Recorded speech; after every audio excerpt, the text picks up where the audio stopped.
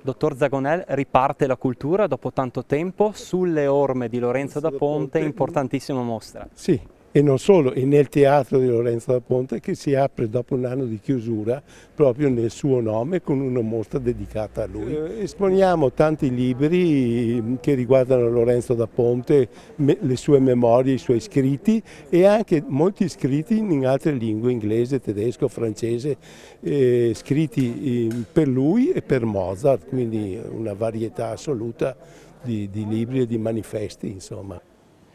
Assessore, l'abbiamo detto anche al dottor Zagonel, riparte la cultura a Vittorio Veneto, oggi un'occasione speciale, tanti ospiti prestigiosi, un grande orgoglio per voi.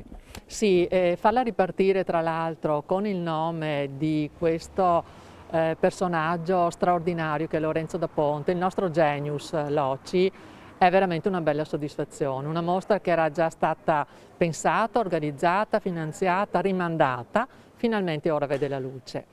Possiamo dire ai turisti che arriveranno a Vittorio Veneto quest'estate che ci saranno delle proposte culturali in sicurezza. Ci saranno sicuramente, questa è una, poi ce ne saranno altri eventi, ve ne parleremo. Vittorio Veneto si propone sempre come città importante d'arte, 10 musei, 5 civici più altri 5 privati o che ricadono al di sotto della diocesi.